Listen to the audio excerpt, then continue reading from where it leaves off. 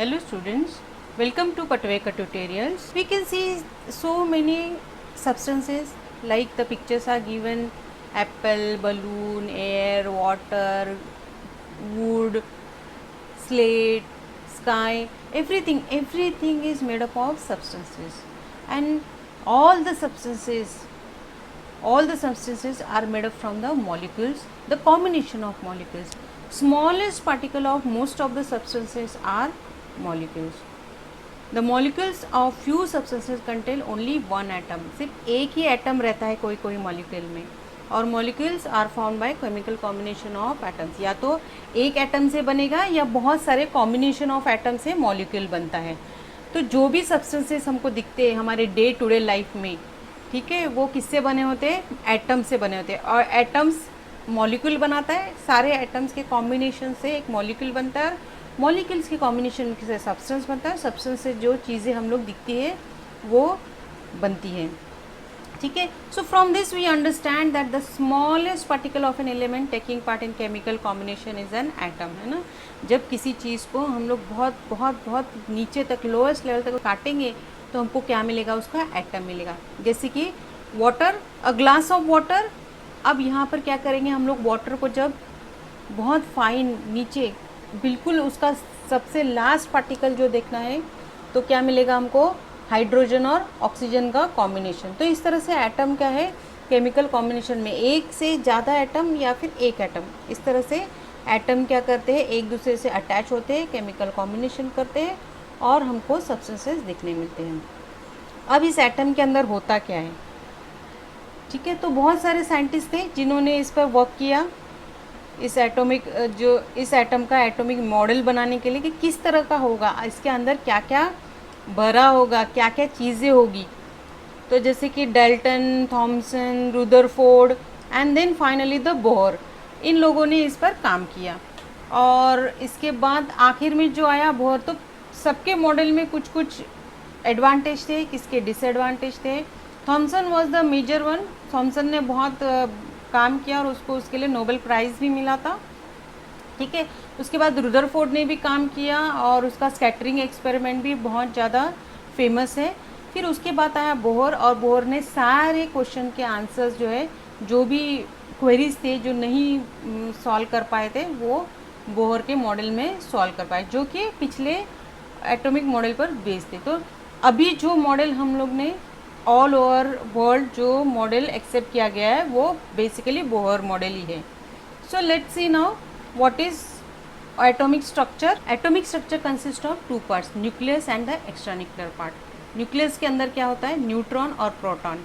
Nucleus is positively charge and extra nuclear part is the negatively charge. तो Bohr ने क्या बोला कि जो सेंटर जो है ना, जो उसमें न्यूक्लियस है. अब न्यूक्लियस में क्या है?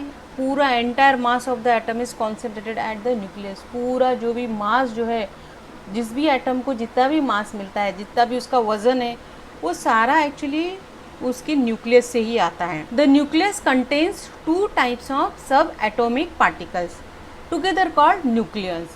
तो अब न्यूक्लियस में होता क्या है? न्यूक्लियस में दो चीज़ें होती है, प्रोटॉन और न्यूट्रॉन. न्यूक्लियस जो है वो प्रोटॉन और न्यूट्रॉन से भरा होता है. प्रोटॉन में पॉजिटिवली चार्ज पार्टिकल रहते हैं. अब ये जो proton is represented by the symbol of P and the neutron is electrically neutral sub atomic particle and it is denoted by symbol N. अब पॉजिटिव चार्ज जो है वो प्रोटॉन का है और उसके साथ न्यूट्रॉन भी है जो न्यूट्रल चार्ज वाले रहते हैं. ठीक है.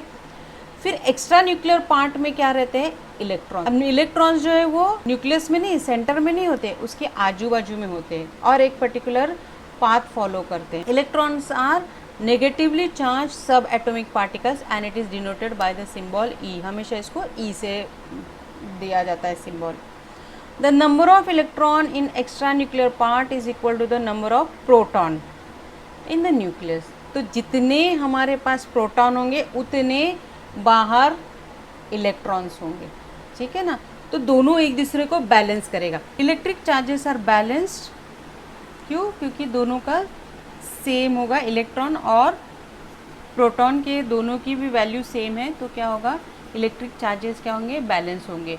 और एटम इज इलेक्ट्रिकली न्यूट्रल. है ना. कभी देखते हैं कि हम लोग किसी से करंट आता है पानी से करंट आते हुए, या फिर कोई पेंसिल से करंट आती है, बुक से करंट आती है, लेकिन ये सब एटम से बने हुए हैं ना, तो हम किसी सबको न्यूट्रल देखते हैं अपने रियल लाइफ में, तो ये इस तरह से न्यूट्रल हो जाते हैं।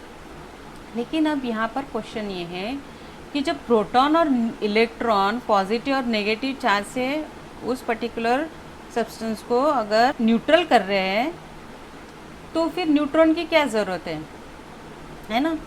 अब न्यूट्रॉन जो है, ये दोनों पॉजिटिव चार्ज और नेगेटिव चार्ज, ये क्या रहता है, दोनों एक दूसरे को अट्रैक्ट करेगा, तो उससे क्या होगा, एक तरह का फोर्स पैदा होगा, है ना। तो उस फोर्स को बैलेंस करने के लिए न्यूट्रॉन्स भी रहते हैं, ताकि दोनों का वज़न सेम हो जाए। हाँ, तो इसलिए न्यूट्रॉन भी एडेड रहते हैं। ठीक है, तो इस एटॉमिक स्ट्रक्चर में क्या क्या पता चला हमको 3 चीज़ें मालूम पड़ी।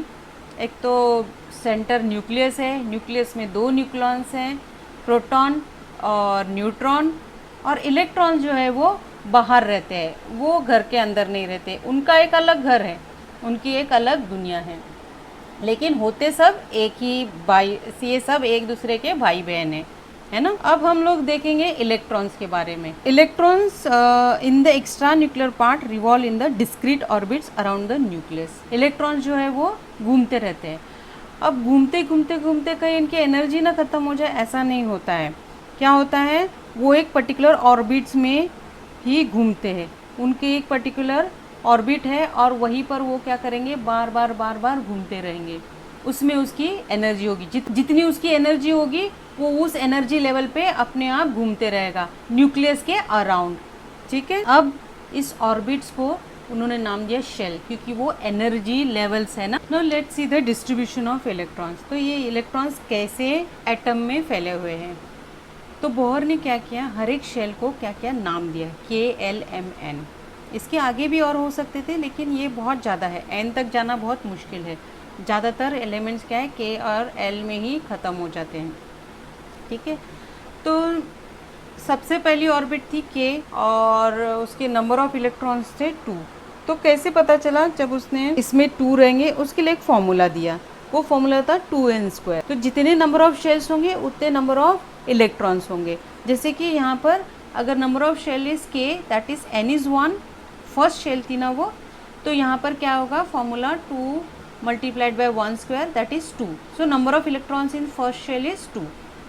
The next shell is, the name is L, the second shell N is equal to 2, तो क्या होगा, 2 2s are 4, 2 का स्क्वायर 4 आ गया, 4 2s are 8। तो सेकेंड शेल में कितने इलेक्ट्रॉन्स होंगे, 8 इलेक्ट्रॉन्स होंगे।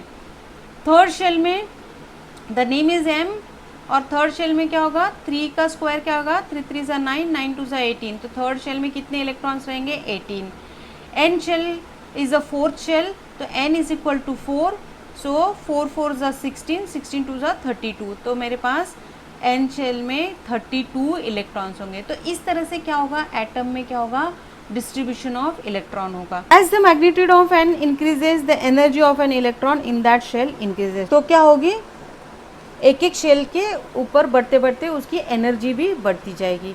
तो अगर उस इलेक्ट्रॉन को उस शेल में रिवॉल्व करना होगा, वो अगर K में है तो that is first shell, L में है तो सेकंड शेल, K सबसे छोटी शेल है जिसमें लेकिन वो क्या है, सबसे अंदर भी है।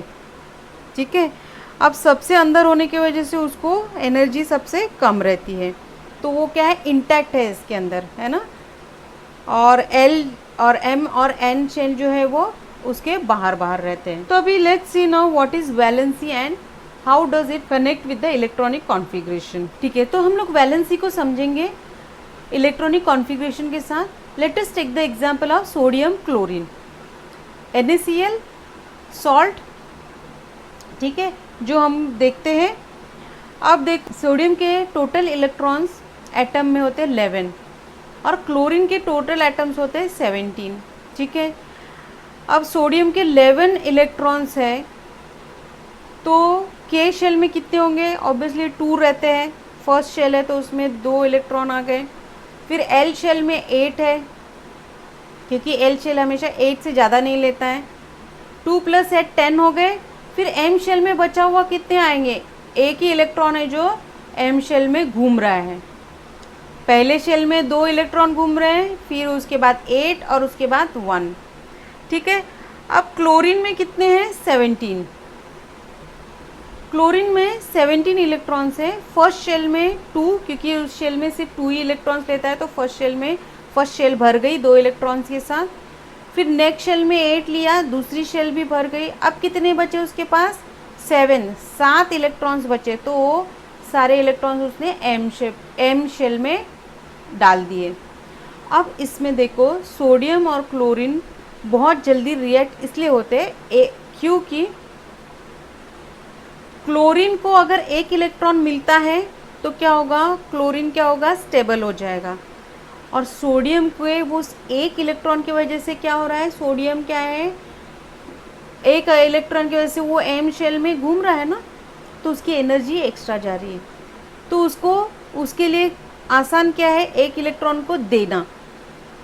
ठीक है, तो सोडियम क्या करेगा? अपना 1 इलेक्ट्रॉन देगा और क्लोरीन 1 इलेक्ट्रॉन लेगा। 7 इलेक्ट्रॉन लेने के लिए एनर्जी भी ज़्यादा चाहिए रहती है ना, तो 7 इलेक्ट्रॉन लेना बहुत मुश्किल है इंस्टेड ऑफ 1 को देना। तो वो क्या करता है? उस 1 वाले अपने सोडियम को क्लोरीन को दे देता है और क्लोरीन 1 खुशी खुशी लेता है और स्टेबल हो जाता है ना। ठीक है, तो सोडियम से क्या होता है? 1 इलेक्ट्रॉन क्लोरीन में पास हुआ और क्या हुआ? दोनों स्टेबल हो गए। ठीक है, so from this NaCl example what does mean by valency? Atom forms chemical bonds by using electron of its outermost shell. मतलब क्या है?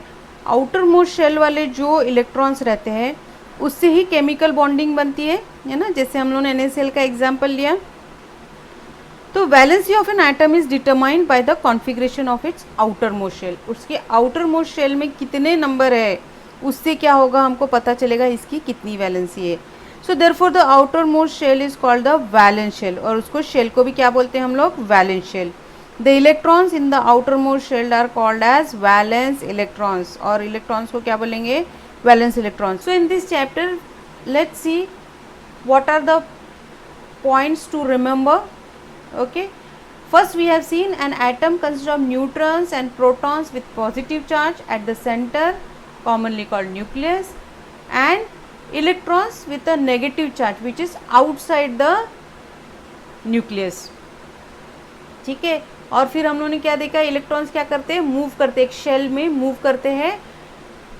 एक शेल में मूव करते हैं न्यूक्लियस के। उस शेल की पर्टिकुलर एनर्जी लेवल होती है, इसीलिए उसका नाम शेल दिया गया। फिर उसके बाद क्या देखते हैं? The total number of protons and neutrons in an atom is the atomic mass number of that element. ये डेफिनेशन हमको अच्छे से याद रखना है। Atomic mass number, the total number of protons and neutrons. ठीक है, जो हम लोग ने देखे थे प्रोटॉन्स और न्यूट्रॉन्स का टोटल नंबर क्या बोलते हैं? उसको एटॉमिक मास नंबर बोलते हैं। और the number of protons in the nucleus of an atom is the atomic number of that element which is denoted bye Z। देखो, प्रोटॉन्स और न्यूट्रॉन्स के कॉम्बिनेशन को एटॉमिक मास बोलते हैं, लेकिन सिर्फ प्रोटॉन को एटॉमिक नंबर बोलते हैं। उतने ही क्या मिलेंगे? इलेक्ट्रॉन्स मिलेंगे हम लोग को। Okay, now atom forms chemical bonds by using electron of its outer most shell, है ना। जो भी आउटर मोस्ट शेल में इलेक्ट्रॉन्स रहते हैं उसके वजह से ही केमिकल बॉन्डिंग बनती है और सब्सटेंसेस, एक से ज़्यादा सब्सटेंसेस क्या होते हैं? जमा हो जाते हैं।